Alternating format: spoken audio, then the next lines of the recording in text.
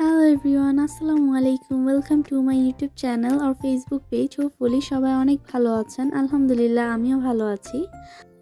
আমার আজকের ব্লগটা মুসলিম গার্লসদের জন্য অনেক বেশি প্রোডাক্টিভ হতে যাচ্ছে, কারণ আজকের ব্লগে আমি আমার মর্নিং রুটিন শেয়ার করেছি। অ্যাকচুয়ালি এখানে আমি ফজরের নামাজ থেকে শুরু করেছি। ফজরের নামাজ পড়লে আমাদের মন মেজাজ ভালো থাকে এবং আমাদের দিনটা খুব সুন্দরভাবে শুরু হয়, যার প্রমাণ আমি নিজেই। আপনারা অনেকেই হয়তো এর প্রমাণ পেয়েছেন। আসলে ফজরের নামাজ পড়ে আপনি যদি না ঘুমিয়ে একটু কোরআন তেলাওয়াত করেন, দেন আপনি একটু ছাদে বা বাইরে হাঁটাহাঁটি করেন, অনেক বেশি ভালো লাগে। আর সকালের যে আবহাওয়া, আলাদা একটা স্মেল থাকে, আলাদা একটা প্রশান্তি থাকে, এই জিনিসটা খুবই ভালো লাগে আমার। আপনাদের কাছে কেমন লাগে অবশ্যই কমেন্টে জানাবেন। তো এখানে আমি নামাজ শেষে একটু দোয়া কালাম পড়ে দেন কোরআন শরীফ পড়ে নিচ্ছিলাম। কোরআন তেলাওয়াত করা কিন্তু আমাদের প্রত্যেক মুসলিমেরই উচিত এবং এটা অবশ্যই শিখতে হবে। আমরা যদি কোরআন তেলাওয়াত সঠিকভাবে না করতে পারি তাহলে আমাদের নামাজটাও শুদ্ধ হবে না এবং সেটা হয়তো বা আল্লাহর দরবারে কবুল নাও হতে পারে। আমি নিশ্চিতভাবে বলছি না কবুল হবে না, কারণ আল্লাহ কখন কার ইবাদত কবুল করবেন সেটা আমরা কেউই জানি না।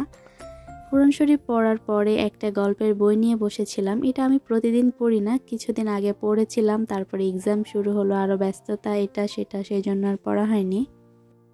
এটা আমাদের সবার প্রিয় হুমায়ুন আহমেদের একটি বৈজ্ঞানিক গল্পের বই ছিল। এটা অনেক সুন্দর একটা গল্পের বই, ইনশাআল্লাহ সম্পূর্ণ কমপ্লিট করব। আপনাদের কার কার গল্পের বই পড়তে ভালো লাগে অবশ্যই জানাবেন। আমার শুধু গল্পের বই পড়তেই ভালো লাগে, কিন্তু টেক্সট বুক পড়তে ভালো লাগে না। আচ্ছা, যাই হোক, তো এখানে বইটা নিয়ে আমি ছাদে চলে গেলাম। ছাদে আসার পরে মনে হচ্ছিল এতক্ষণ ঘরে বসে কেন বইটা পড়ছিলাম। সমস্যা নেই, বইটা নিয়ে এসেছি, ছাদেও পড়বো। কিছুক্ষণ হাঁটাহাঁটি করলাম, এত সুন্দর ওয়েদারটা এনজয় করলাম, আর কিছুক্ষণ বইও পড়ে নিলাম, আর সেটা আপনাদের সাথে শেয়ারও করলাম।